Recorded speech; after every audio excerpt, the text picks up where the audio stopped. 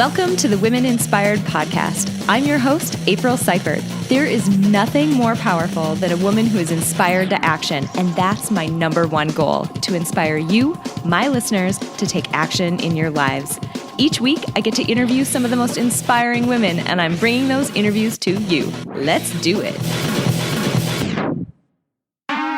Hello, guys. Welcome back to the Women Inspired Podcast. I'm April Seifert, your host, and this week we have a wonderful woman with an incredibly rich and very useful, I would say, to your day-to-day life background. So I'm really excited to dive into her story and her background and the type of amazing work that she is doing right now, because it is really transformational. So I'm thrilled to introduce all of you to Kate Snowise. Welcome to the podcast. April, thank you so much for having me. I'm so excited to be here. You know, I get my podcast guests in a variety of different ways. So sometimes, a past guest will recommend someone, or a listener will recommend someone, or something like that, or they'll find me. And sometimes I am just digging around online looking for really awesome people, and I find them. And that is what happened with you. I was digging around online and I found your website and was immediately drawn to your background because it is so similar to the background that I have, and you just have such an awesome approach to your work. So I'm excited for us to dig in today and get into all of that. I'm just so grateful that the Google Net brought us together and that you were able to find me through search engines. I always wonder if they're going to work. Yeah, right. But they do. I mean, it's freaky. It's totally freaky. So tell us a little bit about you. Give us a little bit about your background so we can all get to know you before we dive into all of that good stuff. Well, I think I'll just start with the accent. So whenever people first meet me, they immediately want to know where I'm from. And so I'm originally from New Zealand. I have lived in America for the last 5 years and grew up, born and bred at that little island in the bottom of the world where The Lord of the Rings was filmed. That happens to be on every American's bucket list that I meet. So it was a great idyllic childhood. I had a good life and was really very insulated from now what I consider to be the big wide world. So I had older siblings. My mum and dad had me much later in life. So I grew up much like an only child. And out in the country a little bit on what I would call a kiwi fruit orchard, which my American husband called a kiwi plantation. So it was a really beautiful childhood where I was exploring and felt safe and secure and able to just explore the world. And then I went to university or college and decided I wanted to study law, which was really not the right fit for me. But I was first generation to go to university and I just didn't really know what I should be looking at. I didn't know how to navigate those college decisions. And because I was good at English, I was like, well, I guess I should be a lawyer, right? I'm not interested in science. So there goes doctor or engineering. So I jumped into college and went into law school. And I think it's much like an American system. That first year is really competitive and hard to get through. And I got through that year with no trouble. And then I flunked out of my second year. Wow. And that's when I really kind of hit what was one of my first experiences of going, this is a little bit of a rock bottom for me. What am I doing with my life at all of 20 years old?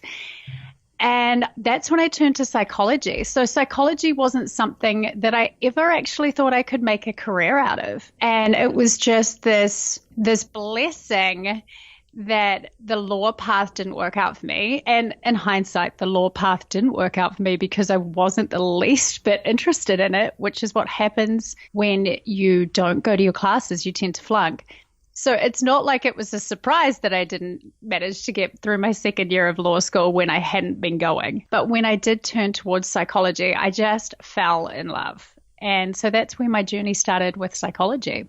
That's amazing. So what I think is really incredible about that is that, I mean, people have a hard time with failure, with being going down a particular path and having an idea about how they think I don't know, think that life is going to unfold and where they think they're going to end up and how they see themselves. And then when that changes, that can be extremely difficult for people. Was that hard for you, or did you just immediately find psychology and find this pivot, and were you able to do that really smoothly? It was definitely hard. And I had been quite a high achiever as a teenager. So it was my first experience of failure, like right up in your face failure.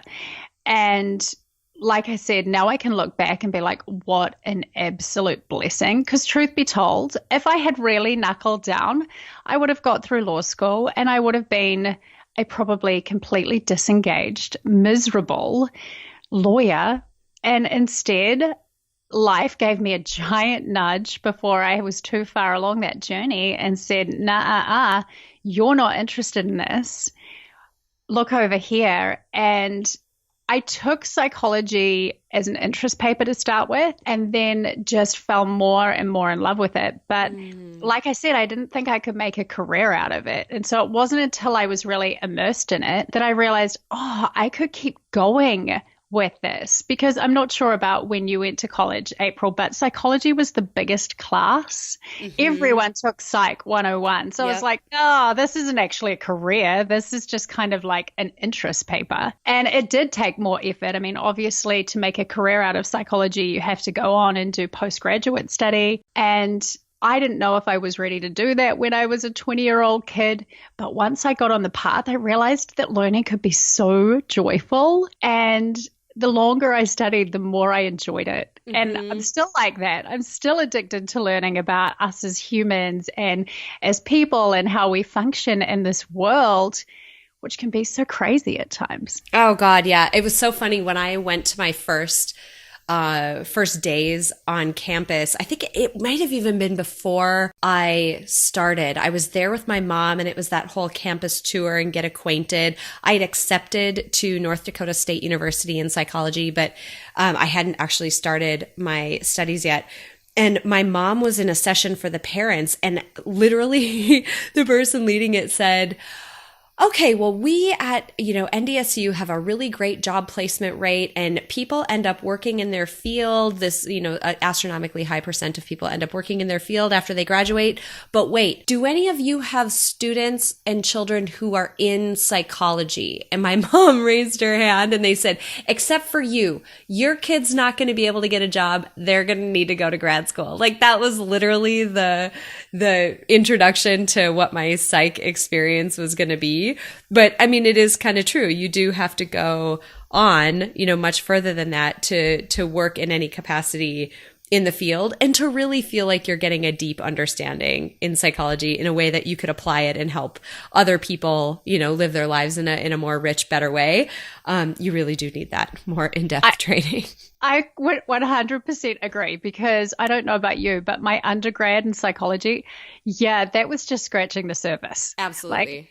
Oh my gosh. And that's what I love about this field. It's just, I feel like there's this endless pool of information that I can soak up, and I will never get sick of it my entire life. Totally. It's brilliant. I totally agree. Okay, so you grew up in this sort of idyllic, amazing, experience eating kiwis and running around and whatever. But how did you end up in the US, and how did you make that big leap? I just have to go back and say totally idyllic. And do you know the other thing about Kiwi children is because we call ourselves Kiwis in New Zealand as well. I should make that point clear. Half the time we didn't wear shoes. And when I moved over here when my little boy was 15 months old, and I took him to preschool for the first time. And the head of the school said, I hope you have shoes for him in your bag. And I was like, oh my gosh, so much judgment. Yes, I have shoes that I had bought the day before. That's awesome. To school. So how did I get here? I married an American guy, and he was in New Zealand. And it's actually a really funny story, because I had no desire to leave New Zealand. I was totally happy there. And I really just didn't know what the world outside my little world was. I'd done a little bit of traveling to Europe and to Australia, but like literally for holidays. There was nothing adventurous about me. And I'm not an overwhelmingly adventurous person. So I was quite happy in my own little backyard. And then I met my American husband and he said, I love New Zealand. Like, I love your little backyard. We can stay here forever. And I was like, perfect. Then my husband got this amazing training opportunity in what he does in Houston. And I wasn't initially excited about it, but I said, you know what? This is a 3-year training program. I can do anything for 3 years, and I'm sure I will grow out of this experience. And so we jumped and we came over to Houston at quite short notice, relocated our family, and then we got here. And initially I had a bit of culture shock because I'm a little bit change adverse as well. And now I'm the one that doesn't want to go home. My view of what is available to me and what I am capable of has just, honestly, I can't even put it into words. I just see the world as so much more my oyster these days that whatever I want to do, I can do. And moving to America has made me really amp that up, which is awesome. That's so cool. Well, now we've kind of covered it twice, right? You thought you were going to be an attorney and a lawyer and you went to law school and then made this pivot.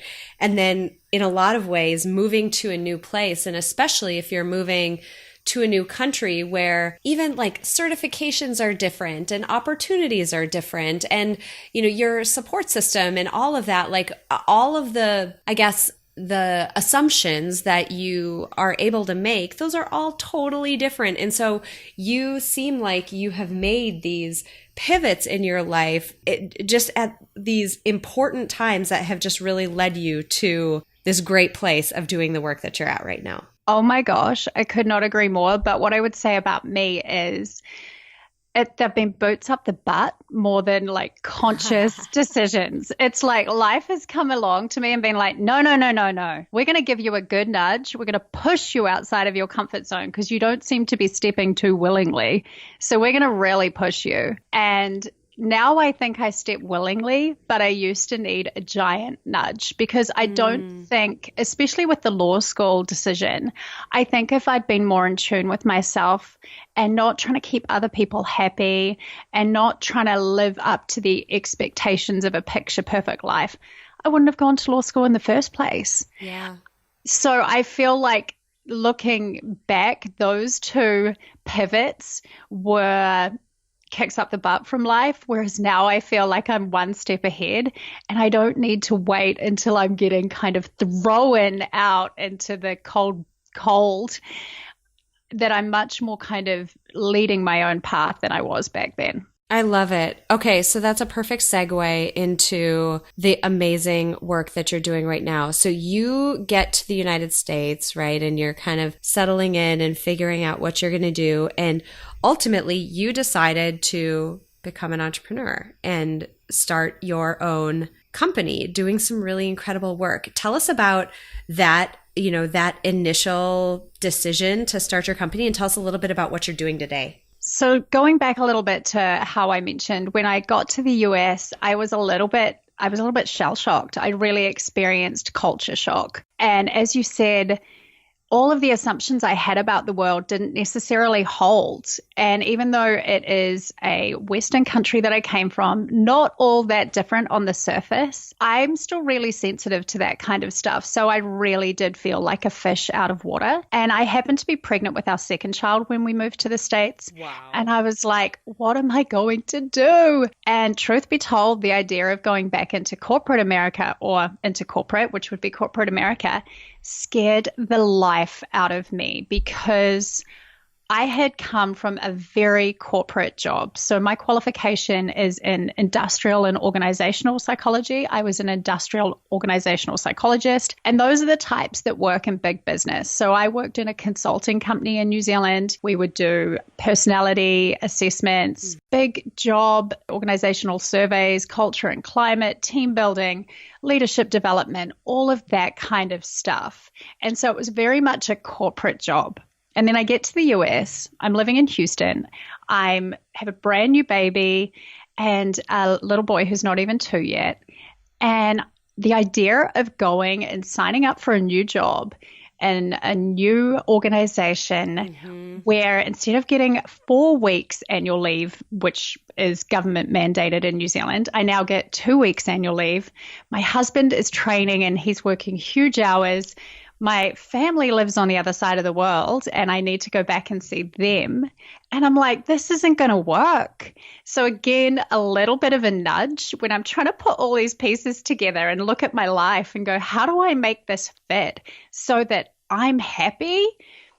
I was like, no, going back into a job where I have to be there from 8:30 till 5 at a bare minimum every day, which realistically 8:30 till 5, is often 7:30 till 6. Yeah. That's not going to fit. And so I was like, what am I going to do? And I really did some soul searching and I was like, I got to get creative here. And it was, again, such a joy because I created this business, which is so perfectly aligned with me that any job I ever could have got outside of it would never fill me up like the work I'm doing now. So I started my own coaching business and I work with individuals. So I do life or personal coaching, as well as I still work with executive clients as well and coach them. So it really just brought all of my knowledge together and put it into an individual focus rather than an organizational focus.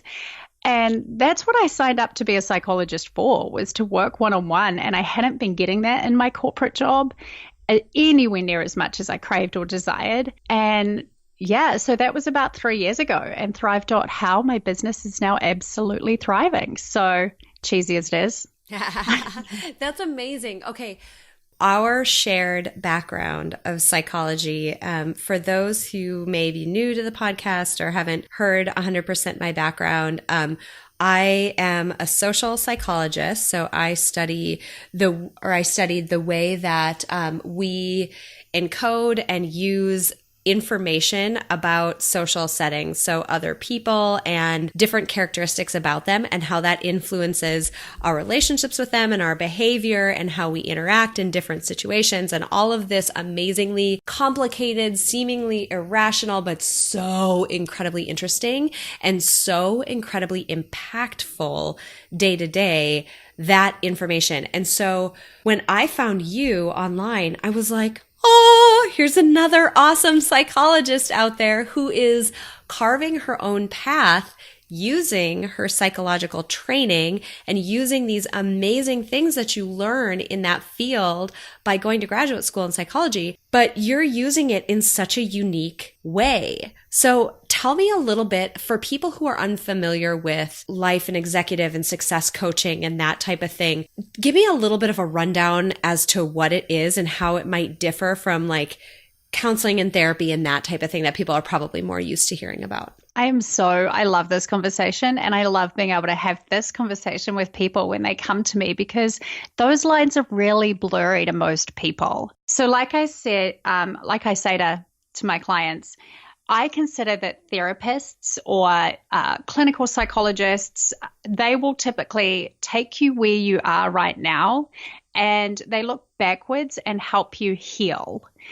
Whereas me as a coach, I take you from where you are today and I help you look forward and create vision for your life. So I don't fix the parts of people that they feel might be broken or deal with trauma or any of that kind of stuff. But I certainly help people get clear on who they are, what they want, and where they're heading so that they can create that in their life. Because the reality is, until we really know what it is we want or need or crave, we can never create that.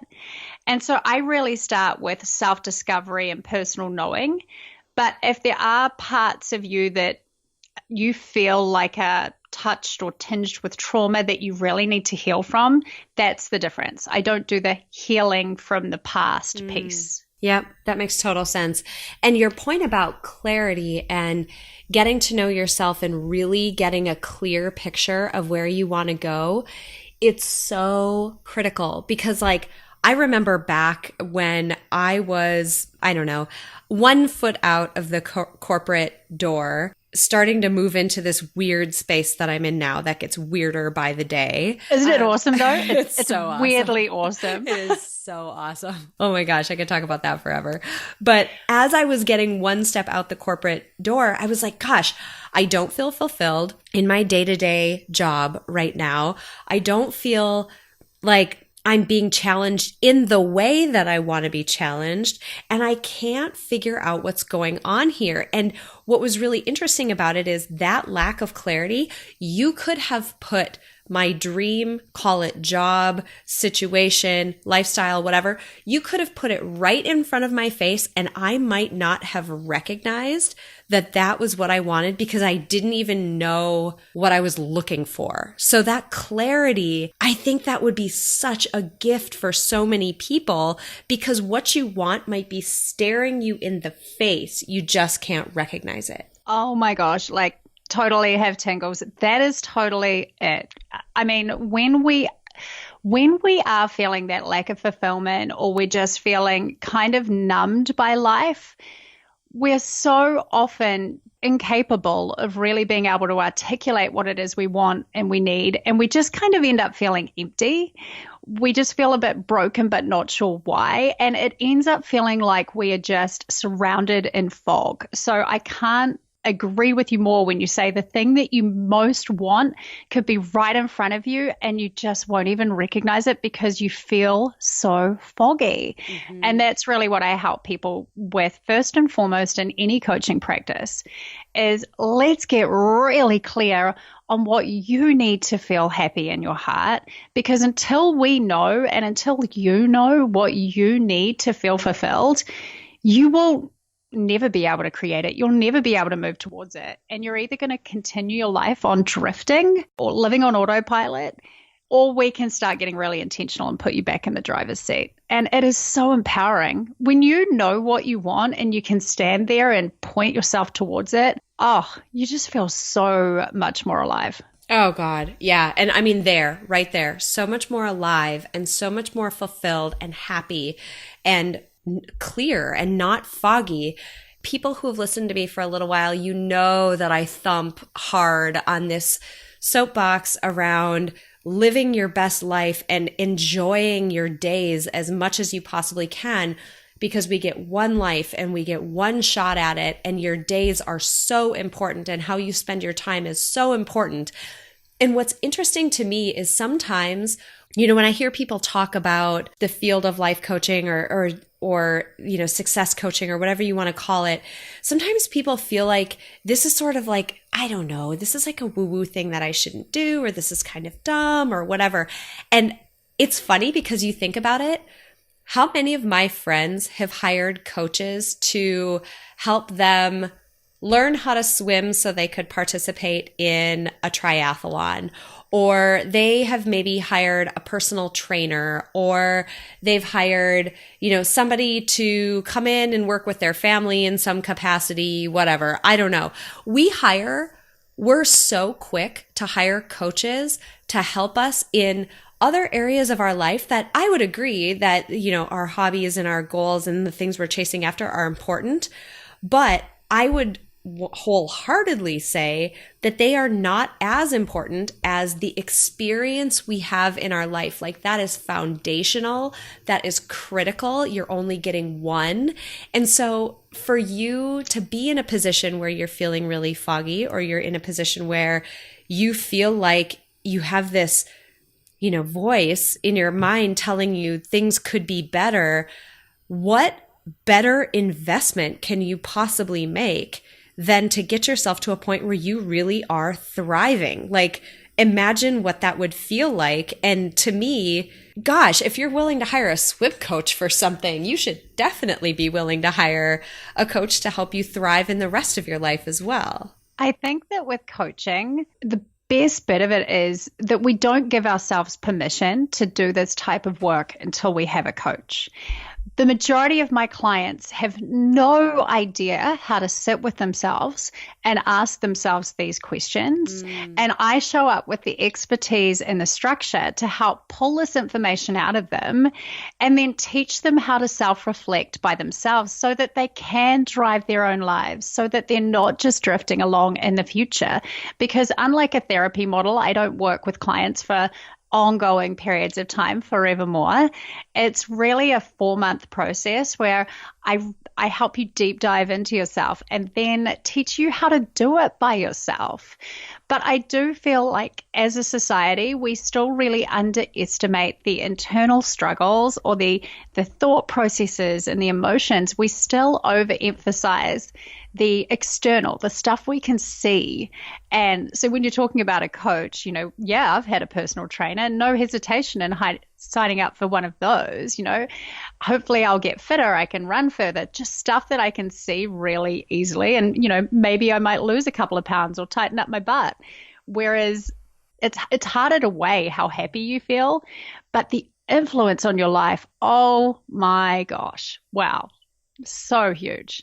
Tell me a little bit about, obviously without disclosing any personal details or anything like that, tell me a little bit about the people who come to see you and obviously there's something that triggers people to come see you. Like, why did you come today, not yesterday, or today, not last year, or whatever it is. Tell me a little bit about what they're coming to you with and what might have triggered them to give you a call. So I definitely feel like I have two different avenues of clients that come into my business or come to see me. There are the ones that are being invested in by their business who really just want the company they work for wants to give them every opportunity to be their best. So that's one path. And they're more usually like, how can I just continue on this path? How can I live my life to the fullest? But they haven't really reached any sort of internal pain yet, is what I would say. And then there's the individuals that come to me one by one of their own accord. And with those people, I recognize that they're typically hurting in some way. There is some part of them that's like, no more. This kind of dull feeling I've had about life, this kind of lackluster, it's meh. That's now getting to the point that it's really hurting me. Like it's no longer avoidable, or I can no longer ignore how crappy I'm starting to feel. Something's out of whack, and I can tell something is out of whack, but I'm not really sure what it is or how to fix it. And so they usually come to me feeling very confused and not clear about what those next steps are, but know in their gut somehow that something is off. So that's certainly like a group of people I get. The other ones, there's been some kind of major life event like a breakup or a job loss or finally fronting up to some traumatic event that was in their past. And there's sort of I feel like there's this period often where people hit their own rock bottom, but this determination comes out of them to turn themselves, that kind of hibernation period when I think of a caterpillar going into a chrysalis before it comes out a butterfly. I feel like a lot of people come to me when they're just going into their cocoon and they need some help getting up that power so that they can bloom out the other side of it. So that's what I would say. I hope that answered your question. Oh, totally, totally. And what strikes me about that is something else that I say quite often in my podcast episodes is that I'm curious of your opinion on this. I feel like people have so much more control over their life and their day and their experience than they believe that they have. I feel like people don't realize, even if life happens to you, which occasionally it does, right? Like bad things happen, or we get a diagnosis, or we experience some kind of loss or major shift and major event. Those things happen and we didn't cause them. But even in situations where we aren't at fault or to blame, or we're not the cause, we still have an incredible amount of responsibility about how we react to that situation and what we do next. I'd love to hear your thoughts about that. I 100% agree with you. I think so many people give their power away. There's that Eleanor Roosevelt quote that I can't remember, but it is something about that idea that just don't give your power away. And people do so willingly, but completely unconsciously. They just give up and believe that there is nothing they can do about it. And I am a big believer in driving our lives. Well, what do I want? And if it's not obvious how I can get there or how I can get the whole way there, or if it's an audacious goal, what's one tiny, tiny step I could take today to get me just a little bit closer? Because when we're acting in life, we feel so much better about ourselves. Whereas if we kind of just throw our hands up in the air, we inevitably fall into this downward spiral of energy that sucks us down with it. And so I'm all about getting us into a positive spiral, which is a positive step and a positive action and that intention that we're going to throw everything we've got at it. And then that's how you create a beautiful life. Totally agree. Totally agree. And it's that radical responsibility for the experience that you're having that can feel so heavy sometimes. I mean, because it is a huge amount of responsibility to say, all right, I'm in control of what happens to me day to day, or at the very least, how I experience those events. This is up to me. But ultimately, exactly what you said, if you don't do that, it's so disempowering. You're completely giving away the power that you have to shape your day and to say yes to certain things and no to certain things. You're completely giving that away. And I can't think of anything that's more disempowering than to be in the state where you feel like life is just happening to you and there's not a single thing that you can do about it. It's almost a decision or a mindset shift. It doesn't require any physical action or event to happen to you. You get to decide that within the, four walls of your own mind. I don't know how many walls our mind has, but within the four walls of your own mind, you get to decide that and then start taking steps in a different direction if that's what that, responsibility and what that, feeling is calling for. You get to make decisions that might take you off the path that you're on. Totally hear you. And I reckon our minds have four walls. One thing I will say is that I know sometimes in the kind of woo-woo spiritual world, there is kind of almost this guilt that people infer that like whatever happens to you, you somehow created. And I do not believe that. Like sometimes, life hands us crappy cards. Mm-hmm. Like I don't believe that we in any way are responsible for the fact that sometimes life hands us crap served up on a plate. Agreed. For sure it does. But even when you get a serving of crap, you have the ability to do something, to move, not to get sucked down into victimhood, but to be conscious about how you are exerting the control you have. And that's what I think is important. It's not like life is always fair or everybody gets the same rosy stuff, but we do have that decision within ourselves to make, that whether we are going to get up and be intentional and move forward and do what we can, or whether we're going to throw our hands up and sit in the corner and watch life pass us by. Agreed. Totally agreed. Oh my gosh. Okay, so think about people who might be listening to this and are sort of nodding along thinking, okay, you're getting to me. I agree. I feel like there are some things that I should be changing. There are some things I should do. What are some practical first steps people can take? What is something that a person who has not been on this journey yet, they haven't fully started, working on some of this intentionality within their life and thinking about how they can help themselves thrive.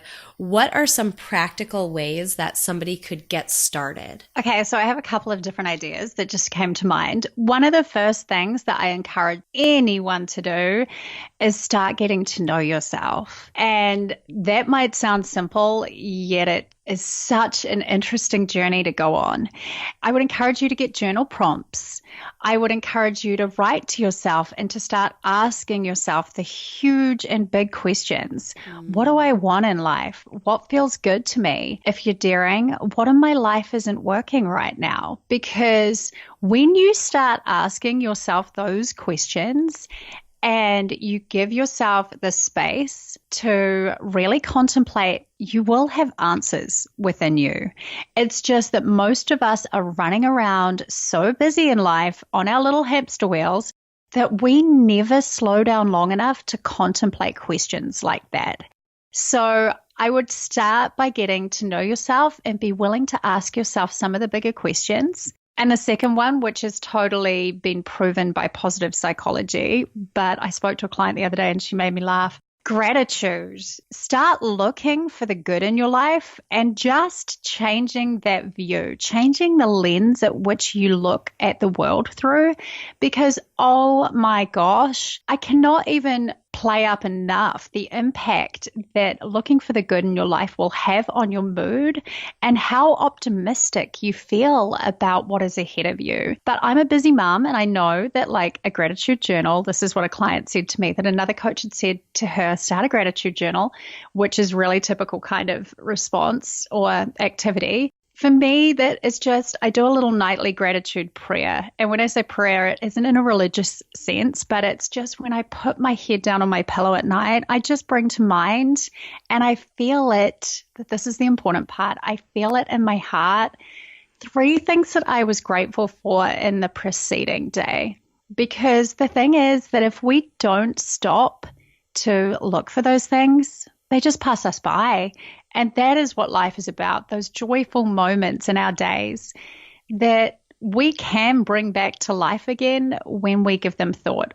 So you can write it down if you want to, but I'm just all about bringing it to mind. So yeah, getting to know yourself, doing some journal prompts, asking yourself the big questions, and then practicing gratitude as part of a regular routine. I love both of those because on the getting to know yourself side, what feels really great and friction-free and just flow and wonderful for one person might be a complete nightmare for someone else. And the difference between those two situations can be due simply to personality, strengths, values, some of the basic things that make us who we are.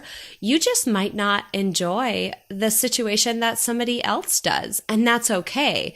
But just because, and this was a situation I found myself in at one point in my life, just because this job that you have is a dream job for someone else, and because this situation you find yourself in is the pinnacle ultimate goal for someone else, doesn't necessarily mean that situation is that for you. And it really boils down to, yeah, ultimately that situation wasn't hitting on certain values that I have, and it wasn't hitting on certain strengths that I have, and it wasn't completely maximizing my personality and what I like to do, with my talent and my day. It wasn't hitting on those things. And so it's not that, gosh, you just can't make the best of some, situation that you're in. It just might be a mismatch or a misalignment between the experience you're having and who you are. And so getting to know yourself, oh my God, that would be it's so useful in trying to diagnose what's going on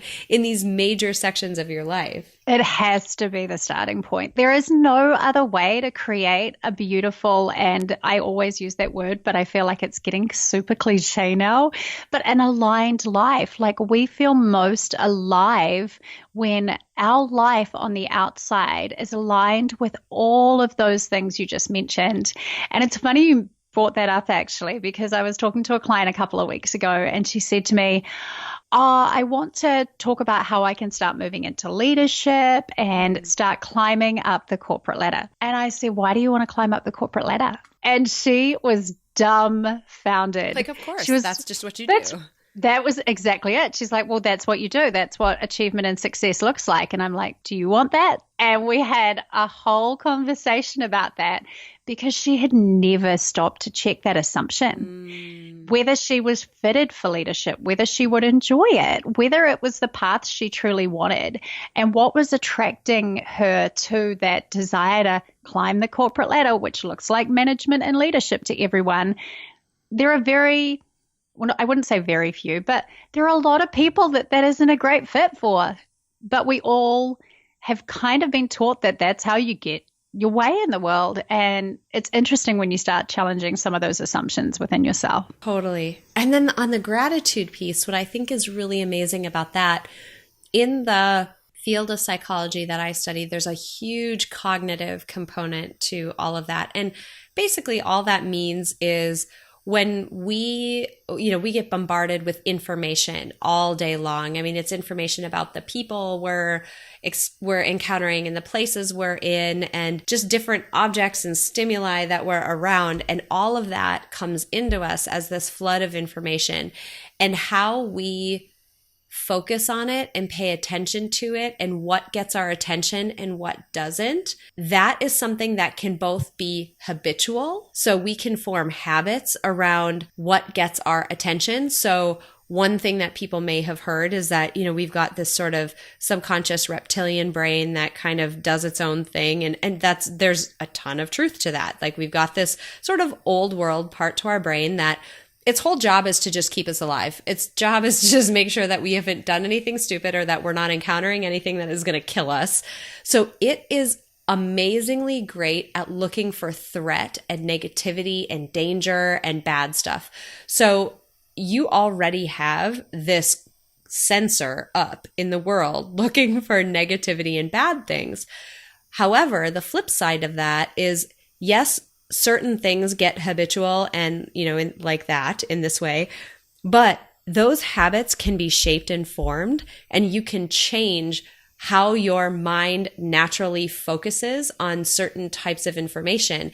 And by practicing, it's a practice. So think shooting free throws develops muscle memory. Developing a gratitude practice like this, or any other cognitive practice. This is like a very broad way of changing the way your brain works.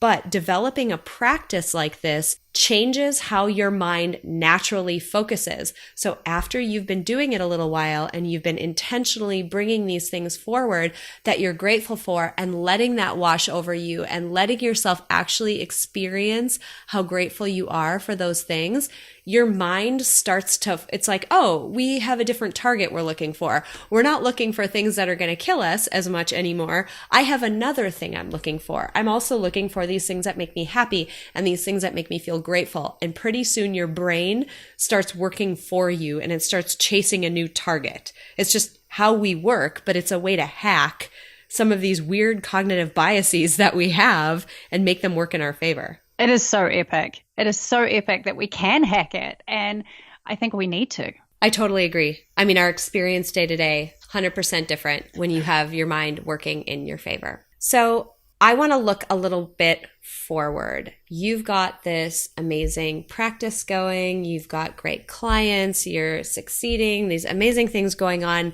What are you doing next? I mean, what do you have going on coming up in the next little while? So thank you for asking. I'm doing group programs as of the start of this year and loving them.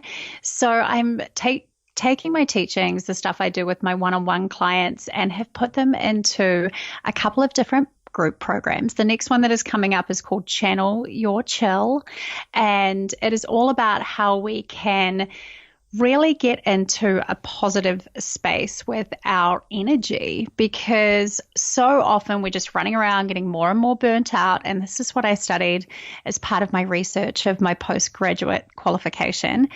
But we kind of just get into these habitual, like you said, habits where we're running ourselves down and we're forgetting to build ourselves back up. So this one's really talking about how we can support our well-being and get proactive with how we're feeling in terms of our emotional energy, our stress levels, our not being anxious and uptight and not getting wound up. So yeah, Channel Your Chill is coming out in May. And then I have another program called the Thriving Life Project, which goes a little bit more into your values and what you want in life and setting goals and intentions.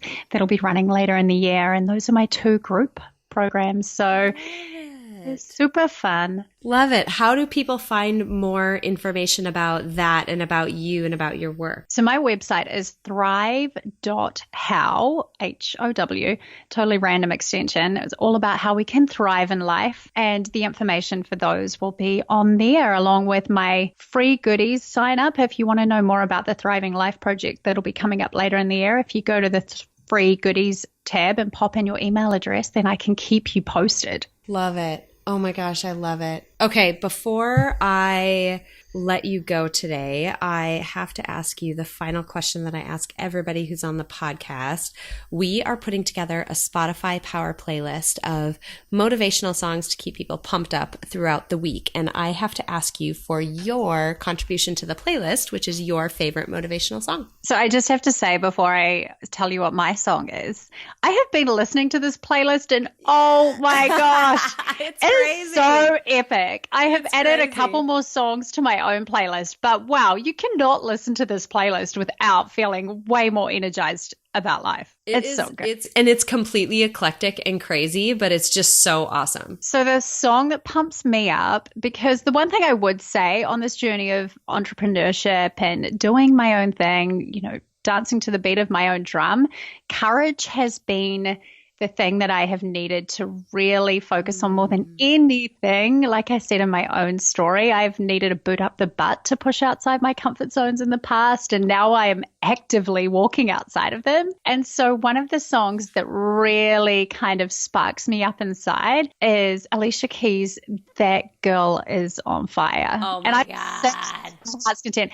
You know, I recently got a new car and it's got quite a good sound system in it, and I just crank it so loud. So if I'm going to an event or to anything where I feel like I just need to pump myself up, I listen to such loud music in my car, and this got a good beat. I love it. And what I love about what you just said is that, you know, you're going to something and you listen to music to pump yourself up. I 100% agree that, like, for people, I'm totally stumbling because I'm like all excited, like, oh my God, I'm so excited. But, you know, people talk a lot about motivation and that type of thing. And I just think, man, motivation, that is some fleeting shit. Like, you're going to have it sometimes and you're going to not have it sometimes. And if motivation is what you're relying on, like, sometimes you're just going to come up short and you're not going to be able to get moving.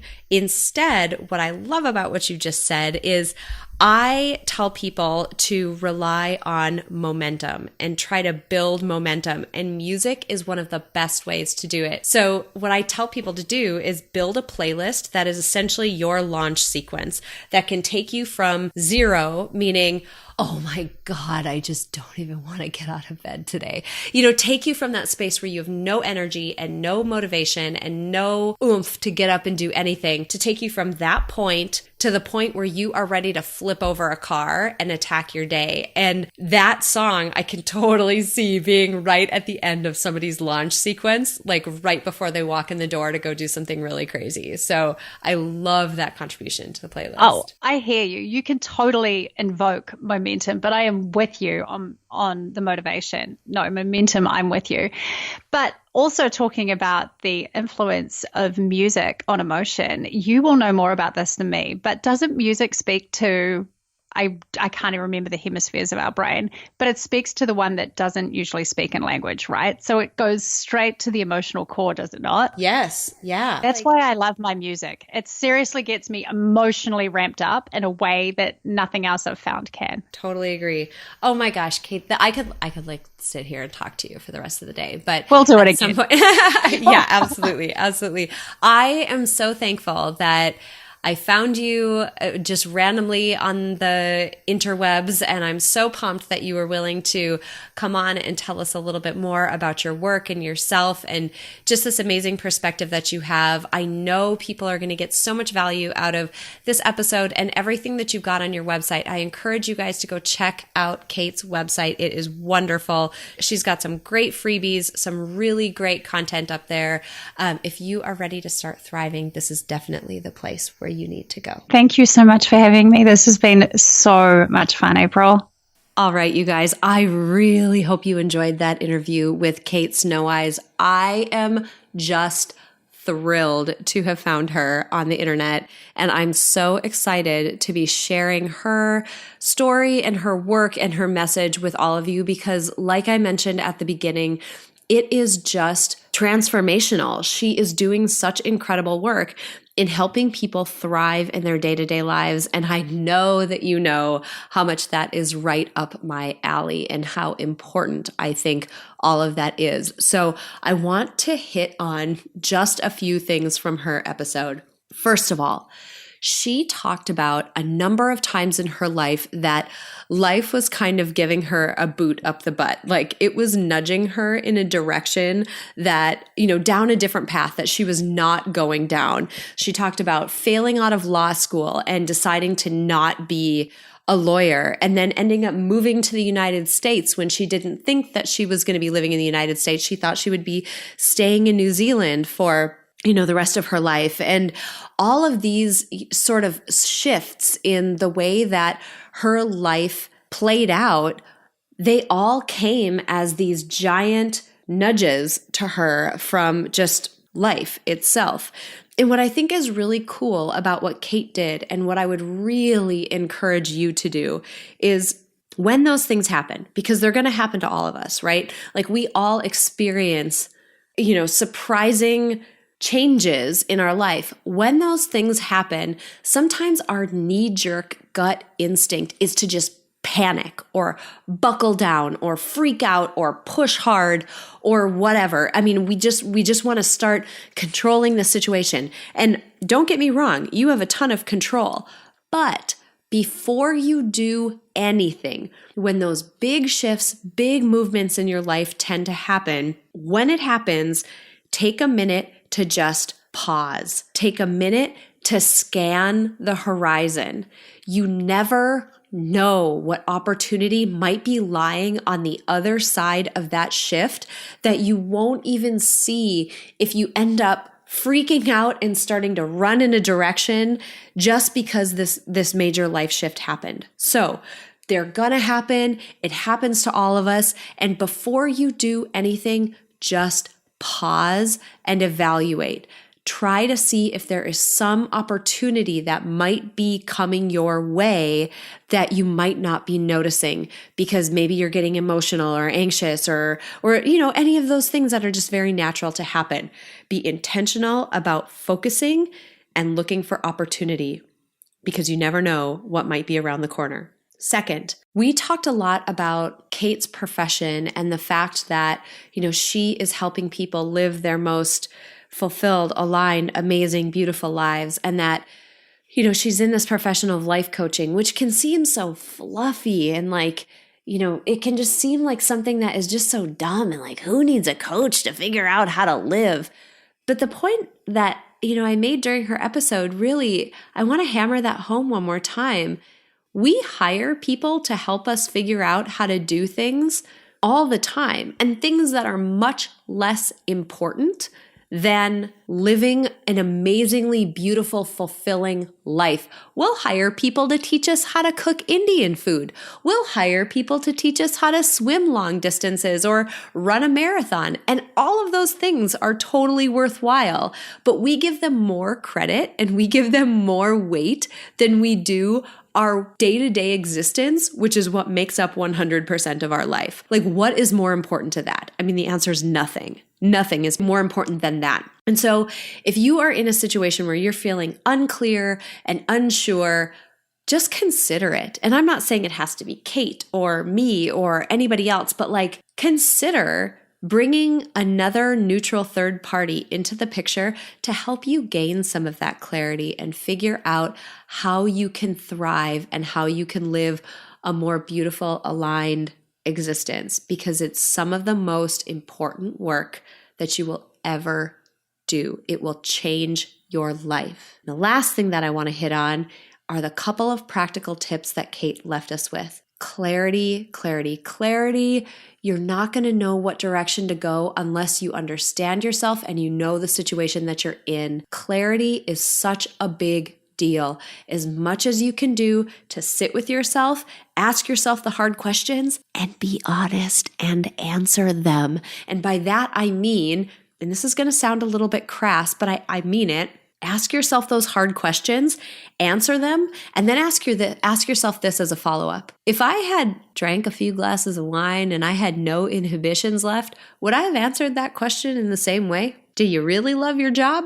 Do you really love hanging out with that person?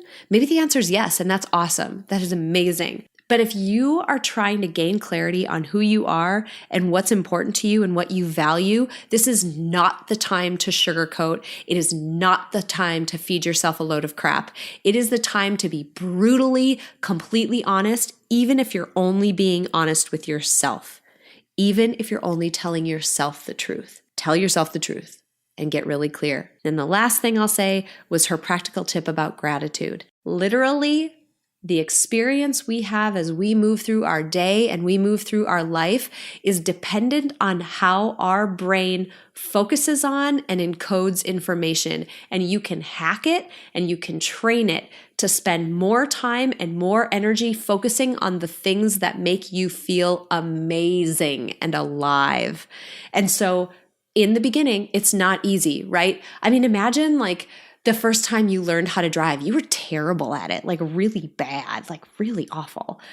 Think about the first time you did any activity that you were really awful at in the beginning and are decent at now. It required so much intentional effort and so much focus in the beginning to start to build up some of that muscle memory. Same exact situation. It is going to require a little bit more focus, a little bit more intention in the beginning to start to find those things you're grateful for and find those positive aspects of your day. That does not mean they are not there because you had to work hard for it. It just means that your brain just isn't trained to work that way. And that's fine. It is 100% worth it to go through that experience and retrain your brain to focus more on the things that are going to make you feel alive and make you feel fulfilled in your day-to-day life. All right, so that's what I'm going to leave you guys with this week. Before we close out today, I want to say thank you to my producer, Cameron Hill. If you enjoyed this episode, please share it with someone else who might benefit from this content. And if you have a moment, click the link in the episode description to leave me a rating and a review on iTunes. It would mean so much to me. Finally, if you're ready to start making changes in your life to align your day with your goals and your values and what fills you up, I have a free tool to help you get started. Sign up at aprilseifert.com to get immediate access to my free Life by Design life blueprinting tool. I designed this tool using theory from the fields of psychology and design thinking, and it will absolutely help you get clear on the areas of your life that are serving you and those that aren't. Clarity is a critical first step before you can design your own best life. Thank you so much for joining me this week. Until next time, have an inspiring week.